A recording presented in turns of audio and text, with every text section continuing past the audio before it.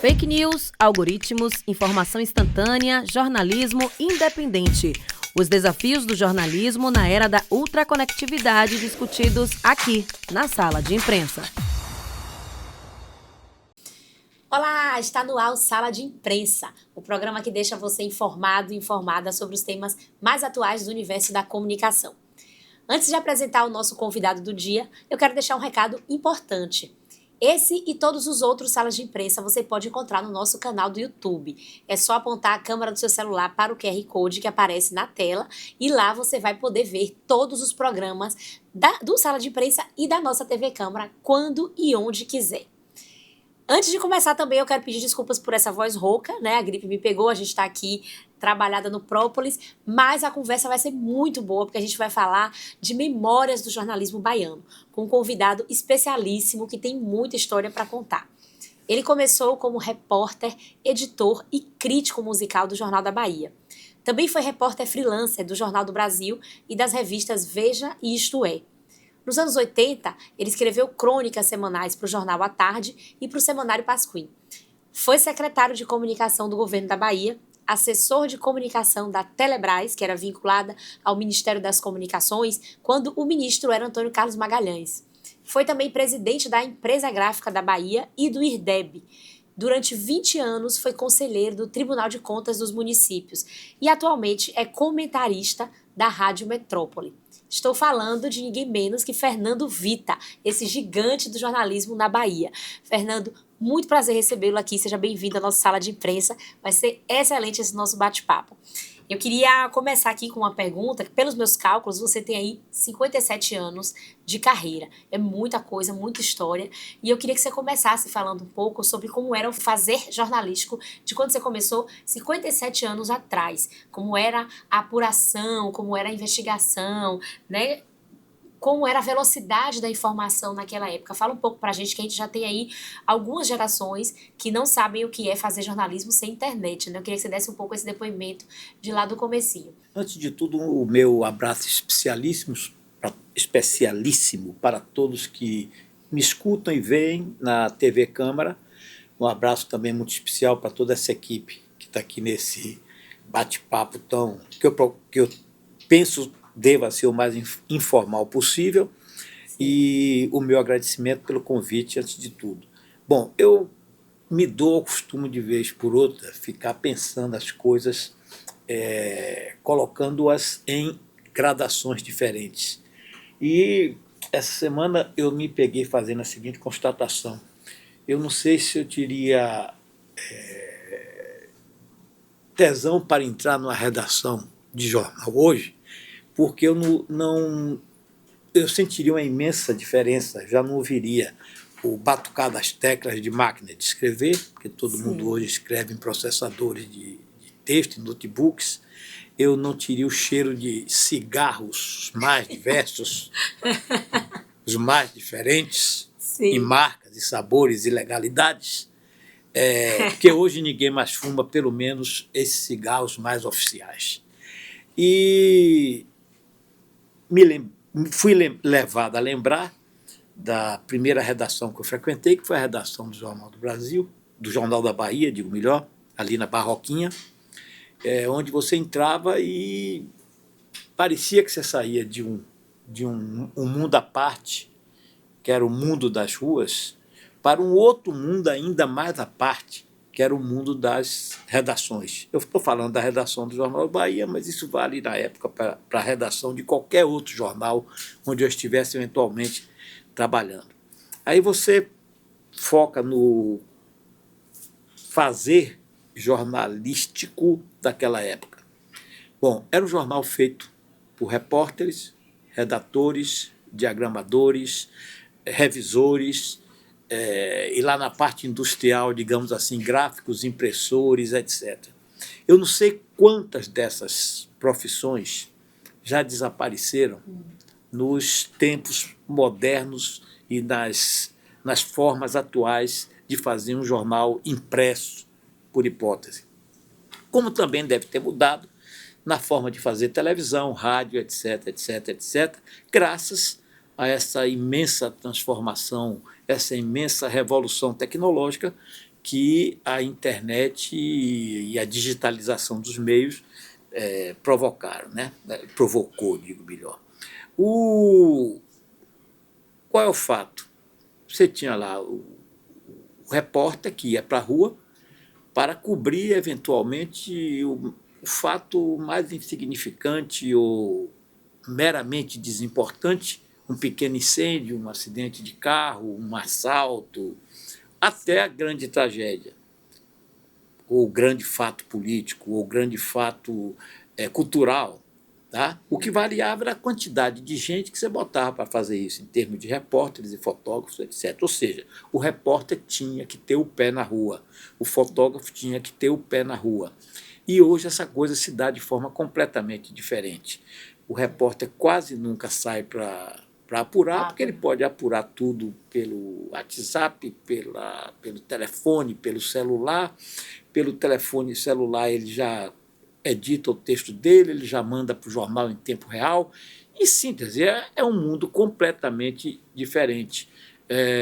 Você me perguntaria, ou eu imagino que você me perguntaria, como é que você se adaptaria a esse novo tempo? Da mesma maneira que tive que me adaptar àqueles tempos antigos. Você, quando sonhava em ser qualquer coisa na vida, não necessariamente jornalismo, primeira coisa, você tem que fazer um curso de datilografia. Era mesmo. E naquela época haviam as escolas de datilografia e mecanografia, onde o cara que aprender datilografia aprendia não só o ACD-FG das primeiras letras da máquina de escrever, como também era obrigado a aprender a armar e desarmar uma máquina de escrever. Hoje, qualquer garotinho de 5, 6, 7, 8 anos já domina um controle remoto, um telefone celular, um computador, um notebook, de sorte que ele não teria grandes dificuldades de se adaptar a um ambiente tecnológico, como também a exigência que era passada a nós da velha geração era saber bater máquina. Então, todo mundo chegava na redação de um jornal, mesmo catando milho, mas ele sabia bater numa máquina, escrever numa máquina de escrever.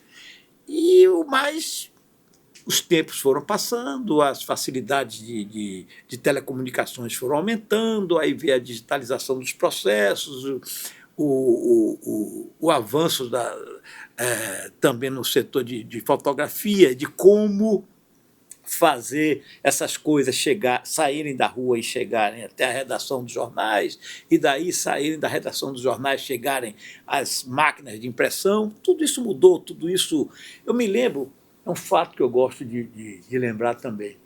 Logo que surgiu a telefoto, meu Deus, parecia que o mundo estava se transformando. Era o quê? Era você fazer uma fotografia e transmiti-la por linha telefônica. Sim. De um ponto distante para o seu jornal. Aquilo foi uma revolução. É mesmo. Foi uma revolução. Telefoto, o fotógrafo se sentia extremamente orgulhoso de botar telefoto de fulano de tal. Né? Depois, isso hoje... Nós tínhamos um colega de redação, um jornalista de polícia chamado Alberto Miranda, já morreu. Ganhou o prêmio ESSO e além de ser um repórter cavador e um sujeito formidável, era um cara extremamente engraçado. E ele ficava tirando sarro com um fotógrafo que nós tínhamos e que está vivo até hoje, Raimundo de Jesus, porque ele dizia que Raimundo de Jesus foi fazer um jogo do Bahia em Juazeiro e depois o chefe da área esportiva do jornal aqui em Salvador disse: olha, você faz a foto e vai no posto da Telebahia, que era a empresa telefônica da época, para enviar essa foto pelo telefone. E aí o Miranda, que era um sacano, um gozador, contava que nada do fotógrafo voltar, o Raimundo de Jesus, conhecido como Vigota, e que quando abriram a cabine telefônica, estava ele com um monofone de telefone tirando o bocal e tentando empurrar a foto por ali. Mas é o folclore da época. O certo é que as pessoas hoje, os profissionais de imprensa, têm muito mais facilidade, meios de trabalhar do que nós tínhamos à época. Em compensação, as redações já não são tão mais emocionantes, nem ambientes tão gostosos de se viver como eram antigamente. Era um ambiente, digamos assim, havia um romantismo, havia um pouco de poesia, né? Um pouco mais de poesia que vinha do barulho daquelas máquinas, da pressa com que aquelas pessoas tinham que fazer as coisas e do cheiro dos diversos cigarros também. Café também, né? Isso, exatamente. Cigarro, café e outras coisas. Agora, hoje a gente fala muito assim, que a gente vive uma era do jornalismo muito apressado. Né? Você falou aí que as pessoas tinham pressa também naquela época de fazer as coisas. Hoje os jornalistas, eles são pressionados a fazer, tipo, tem site de notícias que você tem tempo para colocar a notícia lá. O site não pode ficar 5 minutos, sei lá, 15 minutos sem atualização. E os jornalistas acabam fazendo a coisa muito apressada e muitas vezes sem apurar, e faz aquele copia e cola e joga lá para poder manter o site atualizado o tempo todo. O impresso hoje já não tem aquela importância de antes, porque, né, tudo está na internet, então é tudo para ontem. As redes sociais estão ali disseminando um monte de mentira, mas conseguem ser mais rápido do que muitos sites de notícia, então isso é valorizado. O senhor acha que essa tecnologia ela ajudou a melhorar mais do que piorou o jornalismo, ou o contrário? Como é que o senhor vê essa revolução tecnológica no jornalismo? Não, eu vejo a revolução tecnológica como uma coisa muito importante de ter acontecido, né? Porque senão nós estaríamos rodando com carros com roda de madeira até hoje. Sim. Mas esse assunto, esse problema que você levanta, realmente, de fato, ocorre. Você tinha um jornalismo mais investigativo, você tinha um jornalismo que apurava mais, né?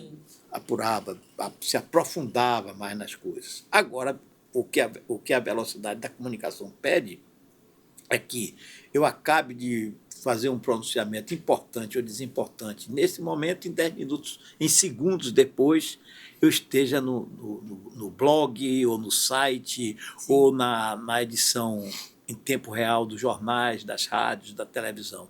Mas não tem como você parar essa febre do tempo. Eu não gosto muito de ficar, porque naquele tempo... Não, naquele tempo dizia Jesus aos seus discípulos. Não sou eu que tenho que dizer mais. Na verdade, o bom é o que você tem agora. Agora, como você fazer esse bom agora é outra coisa. Sim. Fazer esse bom melhor agora é outra coisa. Eu ouço muitas críticas assim, de gente que acha que as gerações mais novas fazem um jornalismo preguiçoso, né? Na redação e não apura, e muitas vezes não tem um texto assim tão bem feito. Eu diria que, em certa parte, há razão para isso. Sim. E eu vejo também uma coisa que me chama muita atenção. Você tá sentadinho aqui, aí o seu celular dá um toque, você vê lá, olha, acabou de pousar na Lua a nave tal e tal e tal e tal. Aí você, na sua curiosidade, você já soube do principal, que a nave que estava para pousar, pousou, ótimo. Mas o que eu sinto falta é daquele aprofundamento imediato, sim, daquela primeira informação. Sim. Você vai tendo, na velocidade com que se busca passar as informações, essa informação veloz me deixa com uma série de perguntas na cabeça. Aí fica a expectativa, bom, tudo bem, eu não consegui ter todas as minhas respostas, minhas carências informativas agora, mas amanhã, quando for na edição impressa ou for na edição definitiva do Jornal do Dia, eu vou encontrar e você continua sem encontrar. Mas aí a culpa não é dos profissionais, ou não é só dos profissionais, e muito menos da tecnologia que avançou. A culpa é que a indústria de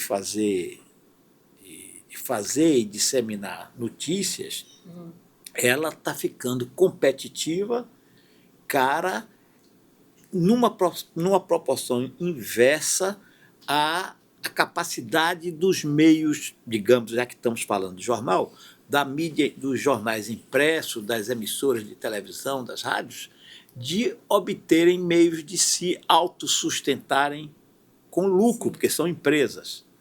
Por que eu digo isso? Porque você hoje está com. O veicular anúncio, que é a razão de sobrevivência econômica dos conglomerados de comunicação, televisão, rádio, jornal, o que seja, sofre uma imensa concorrência que vai dos influencers aos blogs, aos sites. Então, não sei, hoje não se fala mais isso, mas antigamente existia a figura do passaralho. O passaralho era um passarinho que se dizia que passava pelas redações dizimando empregos. Então, quando Não se diz mais isso, mas tem. tem. Antigamente, quando o jornal estava começando a passar por alguma crise provocada por alguma razão, etc., dizia, olha, o passaralho vem aí. Então, o passaralho, mas só que o passaralho passava de 5 em 5 anos, 6 em 6 anos, você tinha as admissões e demissões naturais. Mas o chamado passaralho, que era um pássaro terrível, ele, quando passava, dizimava dezenas de profissionais, jornalistas, fotógrafos, radialistas, etc. Então, o passaralho era uma figura temida, embora rara. Hoje eu noto que o passarinho está passando com mais frequência nas redações em função, corrijo, da carência que os jornais, os jornais, as rádios, as televisões ainda estão descobrindo os meios que lhe vão permitir serem, digamos, absolutos na publicação de anúncios de informação paga, como meio natural de sua sobrevivência. Sim. Eles ainda estão se descobrindo nesse departamento, ainda estão se descobrindo em como fazer com que a informação, o conteúdo jornalístico que eu produzo, que é usado pelos blogs, pelos sites, pela inteligência artificial, como é que eu vou ser reembolsado por isso? Como é que eu vou ser remunerado por isso? Porque sou eu que estou remunerando as Isabelas da vida para produzir esse conteúdo. Então, também é uma discussão que é posta à prova hoje, essa que eu ironizei, trazendo a figura, já que estamos falando de coisa antiga, eu sou de fashion, muito embora procure ser pós-moderno, eu fui buscar a figura do passaralho. O passaralho está passando quase todo dia nas redações das rádios, nos jornais, nas televisões. Você sempre, essa semana, só para pegar um exemplo dessa semana, eu não estou falando de um jornal qualquer. O Renato Terra, que escrevia uma coluna semanal, salvo o melhor juízo, às sextas-feiras para a Folha de São Paulo, a última coluna dele foi ele contando isso, que a coluna dele, de todos os outros caras que escreviam textos mais leves, humorados, na Folha de São Paulo, estavam saindo do Ilustríssima por conta de que o jornal estava com dificuldades, digamos assim, o orçamento do jornal não dava para manter aquela gente. Então, você tinha, durante os 7 dias da semana, 7 colunas com textos mais leves. Todas elas desapareceram, sobreviveram só uma, que é de um excelente jornalista de humor português, que me foge o nome agora, e ficou a do Zé Simão, que é Móveis e Utensílios da Folha de São Paulo, porque desde que a Folha de São Paulo existe, Zé Simão escreve lá. Então, são essas coisas todas que caminham paralelas com essa modernização, com essa atomização da forma de fazer, de buscar informação e da forma de transportar, veicular, fazer ela chegar ao leitor. Sim. O senhor falou uma coisa aí, que a questão do aprofundamento da notícia. Hoje eu percebo que quem está com essa função, né, de aprofundar mais é a televisão. O senhor não acha, não? Quando a gente vê o Jornal Nacional, por exemplo, um Fantástico da vida, e quando eles dão notícia, todo mundo já sabe. Então, eles vão procurar formas de aprofundar e trazer algo novo. Eu concordo com você. Acho que a televisão tem se esforçado muito nessa direção. de tipo assim, já que eu vou ser o último a falar, 8h30 da noite, no caso do Jornal Nacional, e de quase todos os outros telejornais, inclusive dos canais de TV pagas, Sim. de TVs pagas, todos eles se esforçam para, agora que o dia acabou e as coisas, a poeira dos fatos começaram a assentar, eu tenho que dar essa informação da maneira mais completa, de preferência trazendo alguma coisa que só eu vá dar em complementação, para que não fique no ouvinte, no telespectador ou no leitor, aquela sensação, porra, mas eu sabia disso desde de manhã. Então, tem isso também. Mas são tempos absolutamente desafiantes. Esse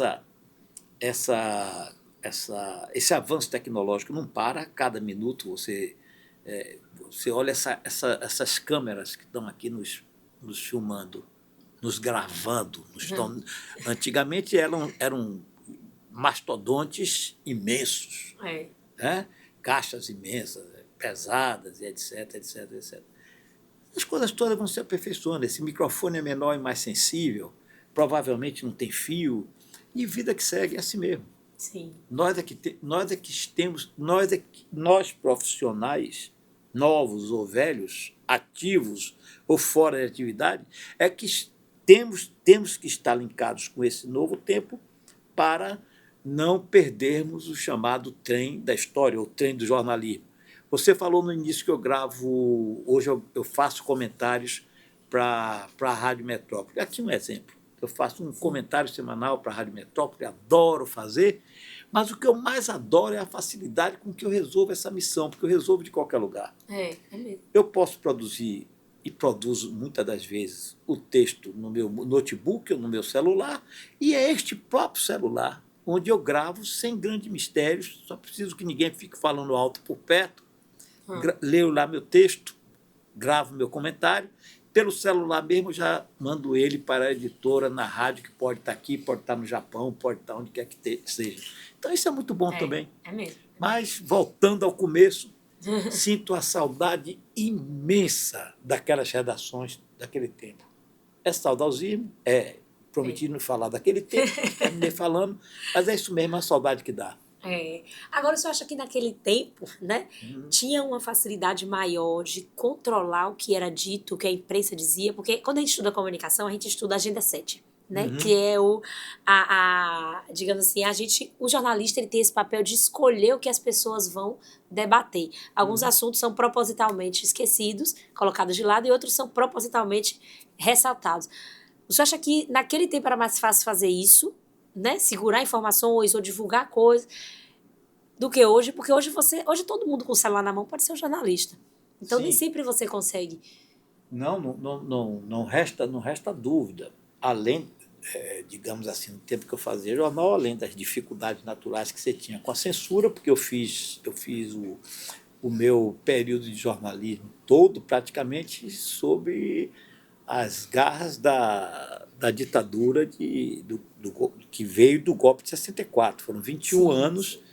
É claro que a proporção que o tempo foi passando, essa censura foi diminuindo, mas sempre você tinha a censura oficial dos ditadores e você tinha também, digamos assim, a autocensura dos donos de meios de comunicação, tá? Por mais que adverso à autocensura fossem seus profissionais. Então, eu lembro bem que o que a gente fazia era escrever como a gente achava que devia ser, e os filtros que viriam depois, sejam por autocensura de donos de jornal, de editores, de redatores, era uma coisa que fugia um pouco ao nosso controle. Mas terminava que, mesmo sem você sentir, você dizia, pô, não vou botar não vou fazer alusão a esse fato, porque isso aí certamente vai ser cortado. Também isso existia. Tinha muito, né? Temos que ser realistas. Mas a verdade é que hoje, essa disponibilidade, todo mundo hoje é dono de sua rádio, de seu jornal e de sua televisão, porque desde que tem um celular razoavelmente esperto, smart. Sim. Ele faz o que ele quer, ele produz conteúdo, ele divulga, difunde ideias, por mais absurdas que elas sejam. Aquilo que você resolve, aquilo que nascia na mesa dos bares, nas mesas dos restaurantes, nas salas de aula, e motivava uma discussão, hoje saem da internet, do celular. Na Bahia se dizia, lá atrás, que tudo que acontecia na Bahia, estou falando da cidade de Salvador, se dava do Campo Grande até aqui, pertinho, a Praça Municipal. Então, todos os fatos, Sim. tudo que acontecia do Campo Grande, lá do pé do Caboclo, até aqui, ao pé da Prefeitura, da Câmara, do Paço Municipal. Hoje, não mais. Isso, obviamente, já era um filtro. Já era um filtro. Um agendamento. Já era uma espécie de agendamento. Uhum. O que está acontecendo, além desses dois limites da cidade, no Não Pelourinho, por hipótese, ou lá embaixo na Barra, ou nos subúrbios, Sim. dizia muito pouco, porque se dizia que tudo estava... O que acontecia importante estava do Campo Grande até aqui a Praça Municipal. Hoje não mais. Sim. Hoje eu estou aqui conversando com você, daqui a pouco vai pintar aí um plim-plim qualquer, que não vai ser da Globo, mas que vai dizer que lá no Jebe-Jebe da Baixa da Égua, do interior da fronteira da Bahia com Goiás ou qualquer coisa, caiu um avião ou pousou um helicóptero, e síntese, essas coisas todas. Sim. Então, isso não tem como você fugir dessa realidade. É. Agora, quando teve essa transição do analógico, digamos assim, para o digital, né? Que as redações deixaram de ter máquinas de datilografar, todo mundo começou a trabalhar em computadores e tal. O senhor estava em redação nessa época? Tá. Como é que foi essa transição? Eu não estava exatamente em redação, mas estava... Até porque eu não fiz outra coisa na vida toda até agora, e não tenho mais tempo de fazer nada de mais novo, senão mexer com essas coisas de comunicação. Então, eu tenho dois fatos bem marcantes. Quando eu estava comandando a assessoria, a gerência de comunicação do sistema Telebrás, lá em Brasília, foi quando, pela primeira vez, eu me vi diante de um terminal de computador para escrever. Que era o quê? Era um processador de texto, um troço parecendo um televisor, inclusive, em Sim. profundidade, telinha pequena, verdinha e tal, que você produzia só para produzir texto, não para corrigir, para nada, só para produzir, não tinha nenhum recurso. Você escrevia como se estivesse escrevendo numa máquina de escrever, e ele gravava tudo que você escrevesse num disco flexível deste tamanho. Né? Sim. E dali é que você tinha o conteúdo para botar no papel, imprimir, etc. Eu achava aquilo ali, meu Deus, céu, o melhor dos mundos. E de lá para cá não parou de evoluir. Em 1995, quando eu cheguei no IRDEB, em 1991, quando eu cheguei no IRDEB, o IRDEB inteiro tinha um único computador no departamento de recursos humanos do órgão. Tinha um único computador. Ninguém escrevia em computador, era máquina de escrever, caneta, etc. Ora, eu estava vindo de uma Telebrás onde o uso dos processadores, dos computadores, já estava bem disseminada. E aí a gente foi fazendo isso, foi informatizando o IRDEB, foi informatizando a empresa gráfica da Bahia, que também já tinha dado os passos avançados mais até do que o IRDEB nessa direção. E quando eu cheguei na AGECOM, que era a Assessoria Geral de Comunicação do governo, início do governo Paulo Souto, o grande avanço é que a AGECOM já não tinha máquinas de escrever normais, já tinha máquinas de escrever elétricas. Porra! Máquina de escrever elétrica com avanço, isso não existe. Isso aqui tem que ser todo, que não em notebooks, que eram mais raros na época, mas em computadores ligados em rede, isso se fez. Então, são chamados caminhos irreversíveis. Sim. Que você tem que percorrer para não ficar para trás. Mas teve muita resistência dos jornalistas, o senhor percebeu? Olha, eu tive um único camarada que disse assim, não vou acertar escrever nesse negócio nunca, não me adapto e tal, ppp. coincidentemente, foi meu primeiro chefe de reportagem, um dos melhores jornalistas que a Bahia tem, porque está vivo ainda, velhinho, mas está vivo, Gilson Nascimento. Gilson dizia, não vou me adaptar a isso, não vou jamais escrever em computador, que isso é uma droga, que eu quero minha máquina e tal. E nos primeiros dias ele ficava com a maquininha do lado e o computador do outro. E ele já tinha sido resistente à máquina elétrica, porque ele achava que o barulho daquela máquina, daquelas esferinhas rodando, não soava bem aos bons ouvidos de músico dele. Em coisas de poucas semanas, não havia ninguém mais aficionado a um terminal de computador do que Gilson Nascimento. Olha só. Todos que de alguma forma apresentaram alguma resistência foram seduzidos magnificamente por essa mulher lindíssima que é a tecnologia. Então, todos foram, porque realmente... Quer ver outra coisa que eu gosto muito de falar? A tecnologia transformou o ato de escrever numa atividade lúdica, que não era quando você fazia com as máquinas. Porque o que é que diferenciava os velhos repórteres, como eu, os velhos redatores, era o texto limpo. E o texto limpo era o quê? Era um texto sem rasuras. Sim. E era impossível você fazer isso com máquina de escrever. Porque você tinha que ficar... Errava uma palavra ou repetia uma palavra, queria tirar, você ficava teclando a teclinha X para apagar aquilo ali, e aí depois riscava em cima, emendava na mão. Então, o repórter é considerado porreta, o redator considerado porreta, era aquele cara que, ao final do texto, entregava as laudas limpinhas, tudo bonitinho, tipo assim, maravilhosas, né? E hoje você não precisa fazer nada disso. Os computadores se autocorrigem, lhe mostram quando você está escrevendo errado. Se você quiser usar aplicativos de revisão, você mesmo já faz revisão. Foi aí que no início eu disse que muitas das profissões, das funções dentro de um jornal impresso, de uma rádio de televisão, foram engolidas por essas novas tecnologias. Porque atividades que prescindiam de 10, 20 pessoas para fazer, o próprio produtor da informação, ele mesmo já faz. Antes eu fazia um texto, acabava de escrever, passava para o editor de minha área, que passava para um redator, que ia adaptar aquele texto. Hoje não acontece mais nada, que depois ia para o revisor, que depois ia para o gráfico. Hoje o texto sai direto para a última unidade, que é a unidade de impressão do jornal. Corrigido, editado, o site, melhor ainda.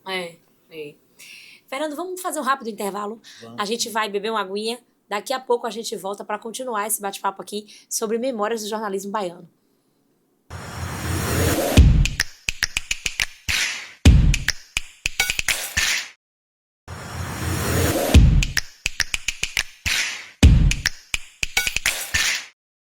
Estamos de volta com Sala de Imprensa. Hoje a gente está conversando com o Fernando Vita, esse grande jornalista baiano aqui, que tem 57 anos de carreira como jornalista, redator, cronista, colunista, também foi assessor de imprensa, também foi gestor de comunicação, tem uma carreira diversa e a gente está aqui fazendo algumas memórias, relembrando, né, algumas coisas do jornalismo raiz, aquele jornalismo baiano lá do passado. Fernando, eu queria que você falasse um pouco também agora sobre... O que foi mais marcante para você nessa carreira de jornalista? Assim, teve algum fato histórico que você cobriu e que te marcou assim, profundamente, que você achou, poxa, que bom eu ser jornalista e estar aqui agora nesse momento? A chegada do homem à Lua. Foi mesmo? Por quê? Porque esse jornal que eu trabalhava, que não existe mais, o Jornal da Bahia, era um jornal razoavelmente ousado e inovador. E o Jornal da Bahia escolhia, assim, momentos especiais da história para cuspir edições extras. Sim. Ele era um matutino, o jornal ia para a rua às 4 horas da manhã e o jornal fazia edições extras quando achava que algum fato memorável justificava. Me lembro de 2 ocasiões em que nós fizemos edições extras que me marcaram, uma mais do que a outra. A chegada do homem à Lua, primeira vez que o homem pôs os pés na superfície lunar, o Jornal da Bahia fez uma edição extra. Então, minutos, horas, poucas horas depois que finalmente os americanos tinham chegado e fincado a bandeira da América na superfície lunar, o Jornal da Bahia já estava nas ruas dando os detalhes possíveis e imagináveis, as fotos e tudo mais. Então, digamos assim, foi um esforço. Eu imagino. Para uma época que não tinha tanta tecnologia, mas já tinha radiofoto, já tinha teletipo, já tinha telex. Então foi um trabalho conjunto onde toda a equipe se envolveu para, poucas horas depois, não esperar o dia seguinte para contar que o homem tinha chegado à Lua. Então nós fizemos isso, botamos a edição na rua e depois fomos comer sarapatel dentro da redação mesmo. E tomar cerveja, obviamente. Dentro da redação mesmo, não precisa sair. Exatamente. E qual foi o outro? Você falou foram duas edições. Quando o Brasil ganhou a Copa do Mundo de 70, sim. havia muita confiança do jornal de que o Brasil seria campeão e nós planejamos uma edição extra para sair logo ao final do jogo. Mas com a seguinte condição: se o Brasil não ganhasse a Copa, não tinha edição extra, mas se o Brasil ganhasse a Copa, tinha edição extra. E também foi outro marco fantástico, foi essa edição extra sobre a vitória do Brasil na Copa de 70. E aí foi um trabalho de muita fé também, muita né? Gente, fé e paixão. Muita gente ali colado. Me lembro que a chegada do homem à Lua, salvo o melhor juízo, se deu em um dia de domingo, então estávamos todos lá esperando a hora de acontecer e acompanhando minuto a minuto de cada atividade. Foi um trabalho muito bonito. Hoje, isso aí seria o quê? Nada. Os meninos brincaram aí, não tinha nem espaço para uma edição extra, porque a gente acompanharia ao vivo. Ao vivo, né? Mas naquela época foi um feito jornalístico muito bonito. Que bom, velho. Eu queria agora falar de alguns momentos históricos, né? Aqui na Bahia, especificamente, no nosso contexto local. Queria que o senhor falasse para a gente um pouco sobre o que viveu nessa época como jornalista. Em alguns momentos o senhor estava já como assessor, né? Mas como foi acompanhar isso assim de perto? Primeiro, quando o senhor começou a trabalhar, era na época da ditadura, né? Então não tem como a gente não falar sobre ser jornalista na ditadura militar. Como foi isso para o senhor? Foi um período muito sofrido. Eu tinha falado lá atrás sobre a questão da censura, mas foi um período ainda mais sofrido, porque no caso do Jornal da Bahia, o Jornal da Bahia, que foi fundado por um comunista chamado João da Costa Falcão, idealista, um comunista rico, só aí já tem uma diferença muito grande. Ele fundou o Jornal da Bahia para ser um jornal, digamos assim, mais à esquerda, substituindo jornais anteriores que tinham sido fechados por questões ideológicas. Então o Jornal da Bahia era um jornal, hoje seria dito de centro-esquerda, mas naquela época ele achava-se que ali era o jornal dos esquerdistas. E o Jornal da Bahia abrigava lá em sua redação muitos dos camaradas que estavam dos movimentos estudantis, dos movimentos universitários, e que de alguma forma tinham que fugir de suas terras e vinham para a Bahia. Então o Jornal da Bahia abrigava essa galera lá como profissionais, como repórteres, como redatores, como revisores. Né? Muita gente que tinha perdido inclusive seus empregos por conta do golpe, arranjava abrigo lá. Depois outros que foram cumprir penas por questões ideológicas e que saíam da cadeia e iam trabalhar lá. E algumas vezes a gente teve que acompanhar com muita tristeza, eu não vou fulanizar, o namorado da jornalista fulana que foi morto pela ditadura em tal lugar assim. O desaparecido fulano que era primo carnal de fulano, em síntese. Foram tempos na ditadura, a marca que além de tudo mais que marcou de um modo geral todo mundo, no caso eu dentro de uma redação, o que mais amargou trouxe foi ter que acompanhar às vezes de muito perto esses dramas. Imagina, deve ser muito tenso assim. E você ter que exercer sua profissão com medo, né? Debaixo desse manto de medo. Sim. Depois veio a campanha das Diretas Já, né? Como é que foi acompanhar isso, assim, essa briga pela volta da democracia? A campanha das Diretas Já, eu devia estar no setor de telecomunicações, mas eu diria que dos movimentos de massa que esse Brasil já assistiu, foi o mais bonito deles. Né?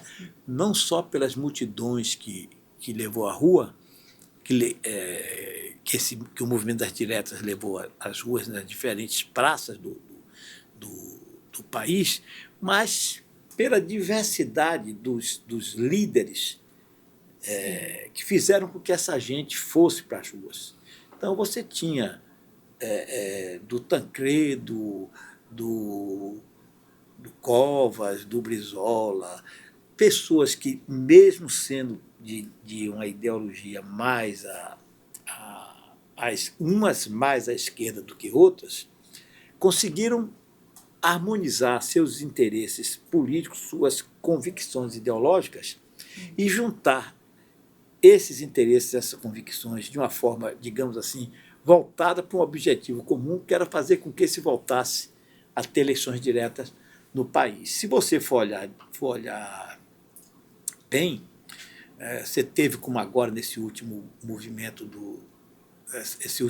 de rua que se fez contra a anistia, contra a lei a PEC da bandidagem. A PEC da bandidagem, etc. Você teve naquela época uma conjunção de interesses de fontes diferentes, da classe artística, da classe intelectual e dos políticos também. Você tinha no mesmo palanque gente tipo Brizola e Antônio Carlos, porque no fim da campanha das diretas, quando viu-se que você ia ter a última eleição indireta e o Tancredo era o candidato, o Antônio Carlos foi quem teve aquele papel de dar a primeira porrada segura dos milicos aqui na Bahia, quando o almirante, o brigadeiro, salvo o melhor juízo, Délio Jardim de Matos, que era o comandante da aeronáutica, chegou aqui, deu entrevista, e o Antônio Carlos, coube ao Antônio Carlos rebatê-lo, dizer que traidor era quem, não sei o quê, não sei o quê. E aí, a partir desse momento, o Antônio Carlos, que era considerado o mais árduo dos adeptos da Revolução de 64, estava no mesmo palanque com o Tancredo Neves, fazendo comício em Goiás e sendo aplaudido por um gesto de coragem de um momento que a história se faz, a história política principalmente, se faz por instantes. A gente aprende na escola que a independência do Brasil veio daquele grito que Dom Pedro puxou a espada, independência ou morte. Então a gente sintetiza tudo naquele gesto que ninguém sabe se deu daquela maneira e não se deu daquela maneira. Foi diferente, mas fica o símbolo. Na luta pelas diretas, do canto de Fafá de Belém cantando o hino nacional, ao Antônio Carlos dizendo que o Délio Jardim de Matos, comandante supremo da aeronáutica no Brasil, era um brigadeiro de faz de conta, porque andava de asa delta em Brasília e caiu com a asa delta. Então, a história é feita desses primeiros gestos, desses pequenos gestos, porque naquela época ninguém ousava dizer nada de um porreta desse. Era de um militar, pois é. E quando esse militar veio aqui à Bahia e chamou Antônio Carlos de traidor, porque estava traindo o candidato da chamada ditadura, que era o Maluf, o Antônio Carlos fez, não, traidor é quem apoia um corrupto, não sei o quê. Então, o cara, num gesto de coragem, alguns dizem, não, mas o Antônio Carlos ali, com a visão que ele tinha, já estava enxergando que a ditadura estava chegando aos seus estertores. Claro, se ele enxergou isso, ótimo, mas se não enxergou também, não deixou de, enxergando ou não deixou de ser um ato de coragem para aquele momento, né? Sim. Uma outra coisa que marcou aqui o estado da Bahia foi a eleição de Valdir Pires, em 1986, como o primeiro governador eleito pelo povo pós-ditadura, se eu não me engano, né? Foi o primeiro. Eu já ouvi relatos assim, de pessoas que se emocionaram, que foi um momento... Como é que você ouviu isso, assim, como jornalista e estando dentro da política? Eu estava, nessa época, eu já estava na comunicação da Telebrás.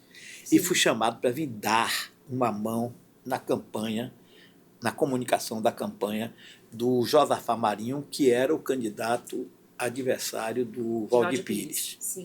Você teve ali, veja, quando se colocou o Josafá candidato, digamos, das chamadas forças conservadoras, isso foi feito porque o Josafá era um cara tido como um cara progressista, era um liberal, era um cara com ideias um tanto mais para a esquerda, então, para combater o MDB da época, que vinha muito forte, com o Valdir, pôs-se o Josafá. Mas, desde o início da campanha, viu-se que o Valdir ia ter uma vitória avassaladora, empurrado pelo sucesso até então do Plano Cruzado, Sim. que elegeu, naquela época, o MDB, que era onde estava o presidente Sarney, elegeu a maioria do Congresso e tudo mais. Sabia-se que o Valdir ia ganhar, com uma expressiva maioria de votos, mas o que me chamou a atenção daquela campanha foi a beleza a beleza do civismo que se pôs nela, a começar pela denominação governo da mudança. Mudança naquela época, como hoje, é sempre uma palavra muito santa, muito sábia, muito gostosa de ouvir. E o governo da mudança, a campanha do governo da mudança, do Valdir, foi uma campanha muito bem feita, comandada por um cara que morreu sábado passado, Sérgio Amado. Sim, era um dos tocadores da campanha, ele, Geraldo Walter, que também já morreu tem algum tempo, e você pegava aquela campanha do jingle de campanha, as pecinhas publicitárias, as praguinhas, tudo mais, era uma coisa muito bem feita. O jingle da campanha era do Valtinho Queiroz Júnior, que está vivo aí hoje, um dos maiores jinglistas desse país. Foi uma campanha muito bonita. E, do outro lado, você tinha a comunicação feita por Duda Mendonça, também já morto, e que estava começando praticamente ali, ou um pouco antes, a sua atividade de, digamos, marqueteiro político. Vem daí, dessa primeira campanha do governo da mudança, Valdir contra Josafá, a imensa lavra de grandes comunicadores políticos que a Bahia tem e que fazem sucesso até hoje, Brasil afora. Não quero citar nomes para não cometer injustiças, mas João Santana, o próprio Sérgio, que faleceu a semana passada, Marcelo Simões, Duda Mendonça, Fernando de Barros, Alexandre Augusto, tantos. Onde você vai no Brasil, Chico Kertes, e onde você vai no Brasil Chico fora... Kertes, 86? Não, estou falando que veio daí uma geração de excelentes profissionais que até hoje fazem campanhas políticas mundo afora. Você pega aqui na América Latina, Argentina, etc., sempre estão vindo buscar esses caras aqui no Brasil, e os baianos têm uma certa influência não só na formação dessa cultura de marketing político, mas no jeito de fazer esse marketing, né? Um jeitinho mais abusado, mais libertino, mais solto, né? Há milhares de exemplos aí em campanhas de diferentes partidos, de diferentes candidatos. Sim, é isso. E aí, depois que ele conseguiu se eleger em 86, 2 anos depois ele saiu, né? Ele saiu, entrou o Nilo Coelho, que era seu vice, porque o Valdir talvez não acreditava muito que poderia ser o futuro presidente da República. Nem ele, nem o Ulisses que queriam na primeira eleição direta para presidente, né? Foi um fiasco a chapa, e isso possibilitou que o Antônio Carlos voltasse a tomar o poder. Isso que eu queria saber, como é que foi essa volta de ACM em 1990? Aí você já teve uma coisa diferente, porque aí foi a campanha do Antônio Carlos, digamos, na nossa área, na nossa especialização de comunicação, a campanha do Antônio Carlos foi uma campanha revolucionária, tanto quanto foi a campanha do Valdir 4 anos atrás, porque o Antônio Carlos trouxe primeiro um jingle poderosíssimo, que era o ACM Meu Amor, do Vevé Calazans com Jerônimo, que é um jingle tão poderoso que até hoje... Passou anos. Ainda passa. O Neto, na última campanha, fez umas adaptações dele, usou também, e vida que segue. Mas foi uma campanha muito inovadora. Me lembro que utilizaram-se na época uns bonecos que representavam os candidatos. Em síntese, naquela época você fazia com marketing político, você queria, você esculhambava quem você quisesse. Não tinha muita lei, né? E não tinha muita lei de regulação e tal. E também foi uma campanha muito, muito inovadora, né? Para o bem e para o mal. Sim. Eu queria saber um pouco também sobre as suas diferentes atuações, né? Você foi jornalista de redação, você foi assessor de comunicação, você foi secretário de comunicação do Estado, você foi presidente do IRDEB. São experiências muito diferentes dentro do campo da comunicação. Né? Você esteve do lado da notícia, do lado da gestão, do lado da assessoria. Poder atuar nesses campos tão diferentes, assim, te trouxe alguma vantagem? O que você trouxe? O que você acha que isso te trouxe de bom, assim, na sua carreira? Isso trouxe de bom para mim um aprendizado, uma complementação, porque eu sempre tive uma preocupação desde a primeira equipe que eu chefiei foi a equipe de repórter do Jornal da Bahia. Então eu ficava muito feliz quando eu tinha perto de mim os caras que eram melhores do que eu. Sim. Isso me dava uma imensa alegria ter tido João Santana como meu repórter, ter tido tanta e tanta gente de imensa qualidade trabalhando ali perto, longe de ser ameaças, eram pessoas que me enriqueciam. E isso eu procurei fazer em todas as equipes que eu formei, em todos os lugares que eu trabalhei. Quando eu saí do jornalismo diário, fui para a Telebahia, eu procurei os melhores caras e as melhores caras que tinham aí na comunicação e levei para lá. Eram pessoas extremamente mais competentes do que eu.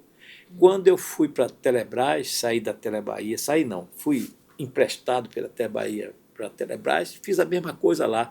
Quando eu voltei para cá, para o IRDEB, para a empresa gráfica, eu tinha as melhores pessoas do meu lado.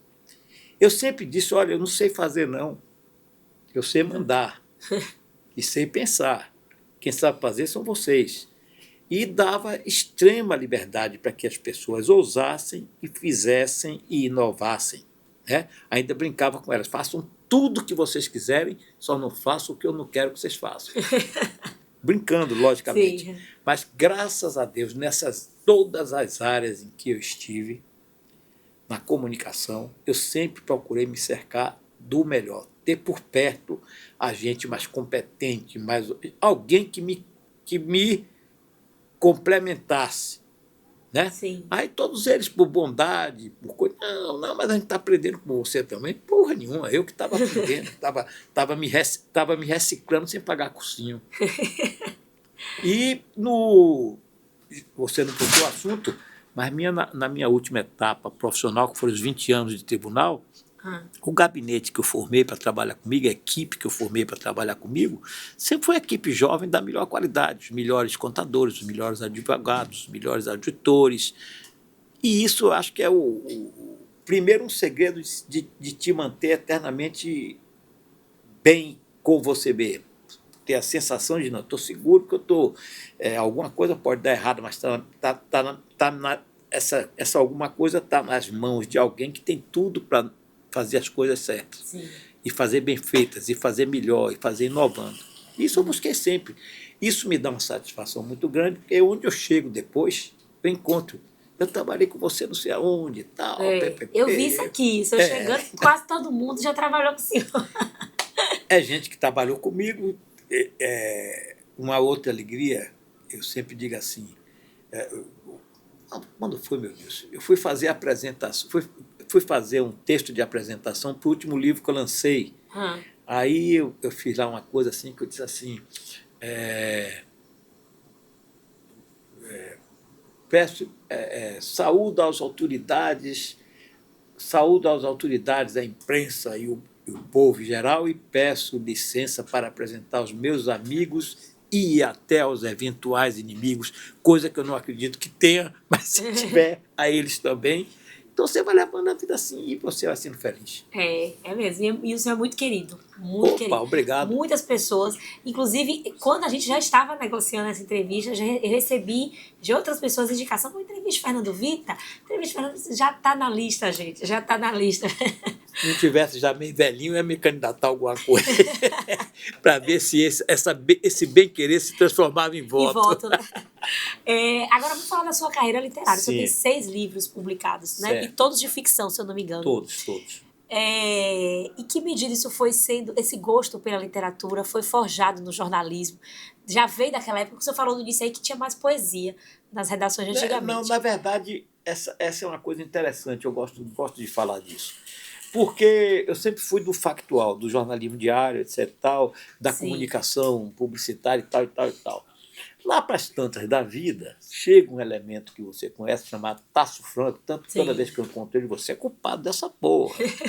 Ele vai nos lançamentos do meu livro, a culpa é sua. Por quê? Porque chega lá um dia, Tasso Franco vira para mim e diz assim, olha, você devia escrever... Tasso Franco tinha assumido uma posição de segunda pessoa do Jorge Calmon na Tarde, Sim. naquela época, e o Tasso disse, eu queria que você fizesse uma crônica semanal para aqui, uma coluna semanal para cá. Eu disse, porra, eu vou fazer, mas eu só quero fazer da seguinte maneira, primeiro eu quero que você me dê um dia fixo, para que as pessoas saibam que naquele dia eu vou estar ali. Uhum. Tá? Então é a segunda-feira. Então toda segunda-feira você me diz qual é a antecedência que você quer, e a outra é que eu possa comentar as coisas sérias de uma forma escrachada e as coisas escrachadas de uma coisa séria. Pode ser assim? Pode. E aí eu comecei a fazer essas crônicas semanais para tarde, toda segunda-feira. E confesso que com a absoluta liberdade dada por Tasso, por Jorge Calmon, Dr. Jorge, também via as coisas que eu fazia, gostava e não se incomodava. Depois entrou Margarete Lemos, que hoje vive em São Paulo, também foi minha editora, Calixto Sabatini, todos eles deixavam fazer absolutamente o que eu queria com aquela porcaria daquele espaço que eu tinha lá. Aí vou para Brasília, continuo fazendo meus artigos semanais para tarde, até porque a tarde pagava direitinho por essas crônicas, quando um dia me aparece uma criatura que eu nunca vi na minha vida, mas que me lembro o nome dela até hoje, que se chamava Eliane Jaguarivel. Eliane Jaguarivel, ela morava em Brasília e o Jaguar do Pasquim, que morreu também recentemente, pediu a ela, olha, eu precisava de alguém aqui em Brasília que escrevesse o Pasquim uma vez por semana. Porque o Pasquim tinha gente que escrevia de Londres, tinha gente que escrevia dos Estados Unidos, tinha gente que escrevia de tudo quanto é canto, mas não tinha ninguém escrevendo de Brasília, o centro do poder. E o Jaguar achava que devia ter alguém de lá, fazendo coisas sacanas com relação a Brasília, a partir da própria Brasília. Aí essa menina chegou para ele, só tem um carinha aqui que escreve umas coisas para tarde, lá da Bahia, e eu acho as coisas dele muito compatíveis com o que vocês fazem. Aí o Jaguar, sem me ver, pediu que começasse a mandar artigo. Eu mandei o primeiro, foi publicando. Também o Pasquim na época pagava ainda melhor do que a tarde. Pronto, e aí eu disse, bom, eu tenho aquilo me deu ousadia mesmo, assim, suficiente para dizer, pô, eu posso usar um pouquinho por aqui. Aí fiz um primeiro livro experimental, foi o Tire a Doidinha da Sala, que vai começar a novela, que virou um livrinho prêt-à-porter, andava na mão de todo mundo sem nunca ter sido publicado. Os originais dele andavam de mão em mão, todo mundo, tá do cacete, procura quem queira editar, mas nunca ninguém quis, a editora não se interessou por aquilo. Sim. Então o livro ficou como se fosse um cachorro sem dono, de mão em mão, até que veio o prêmio Braskem de Cultura e Arte, e premiou esse livro com no prêmio de Braskem, melhor romance, alguma coisa, cujo prêmio não envolvia dinheiro, mas envolvia publicar o livro e lançar. E foi feito isso.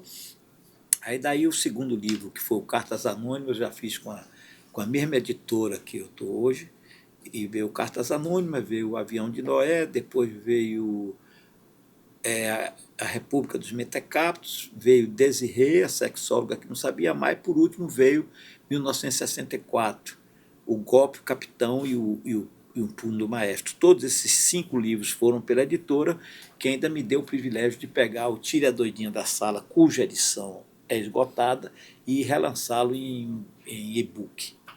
Olha, então, que bom. Todos 6 estão em catálogo, todos 6 pela Geração. eu fico feliz com isso, porque pude escrever livros, né? Já tinha feito filho, já tinha plantado árvore, já tinha feito casa. Aí agora não fiz além, pensei em fazer um só, fiz 6. E quero ter tempo de fazer outros. Vai ter, com certeza. Tomara. E para a gente finalizar agora, que infelizmente nosso bate-papo está se caminhando para o final, que conselho que o senhor daria para os novos jornalistas que estão aí entrando no mercado? Brincando, aqui de uma forma bem sacana, se conselho fosse bom, não se dava, vendia. Mas o que eu poderia dizer a qualquer pessoa que venha entrar nesse ramo, vamos dizer assim, usando a palavra bem démodé, entrar nessa atividade, que procure fazer o melhor que possa, sempre. E sem pressa de fazer muito depressa o que você sabe, de atingir um nível de perfeição que você sabe que só o tempo vai lhe dando. O tempo, a dedicação, a aplicação. Mas o conselho principal que eu dava, e que é uma coisa que me choca profundamente, as pessoas que eu falo dessa geração não leem mais nada. Já recebi outras críticas disso também. O nicho de leitores que eu falo, é aquele carinha que pega um livro, lê aquele livro, mesmo que ele não tenha muito tempo, mas ele lê aquele livro até o livro ficar encebado dele tanto folhear, mas ele lê. Acaba aquele livro, ele pega outro, acaba aquele outro, ele pega outro, acaba aquele outro, ele pega outro. Não necessariamente, como se vê hoje, você entra numa livraria que as pessoas já não frequentam. Como antes. Como antes. Você entra numa livraria que são raras. Quando eu lancei meu primeiro livro, Cartas Anônimas, esse livro foi distribuído para 180 e tantas livrarias do Brasil todo. Hoje, você, para distribuir esse livro para 100 livrarias, vai ter dificuldade, porque elas foram desaparecendo. Você vê que só de uma cacetada, Saraiva fechou 80 lojas. A Cultura fechou outra cacetada. A La Selva, idem. As pessoas não estão lendo. E o que me causa mais espanto é que você entra numa livraria, nas gôndolas, nas prateleiras, você caminha por quilômetros de livros de autoajuda, seja mais rico, seja mais feio, seja mais magro, seja mais gordo, seja mais feliz, seja mais triste. E aí você pergunta, quando você vai procurar os livros dos bons autores nacionais ou estrangeiros, você tem dificuldade de encontrar. E o livro é uma emoção. O livro é comprado muito na emoção. Você chega numa livraria, você pega aquele livrinho ali e olha, isso aqui deve ser interessante e tal, folheia, olha a contracapa, olha o prefácio. Mas quando você entra hoje, você para ter o prazer de descobrir alguma coisa sobre a qual ou eu já recebi alguma dica ou li alguma coisa, eu tenho que procurar o vendedor, porque aquele livro não vai estar ali. Dou um exemplo.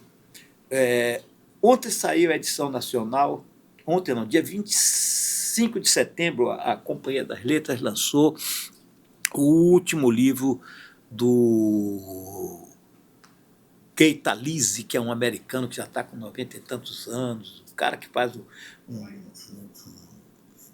jornalismo romantizado muito bonito, um jornalismo ficção, digamos assim, e que esse último livro dele, ele trata dos ninguéms. Você sempre viu livros tratando de fulano, é isso e aquilo.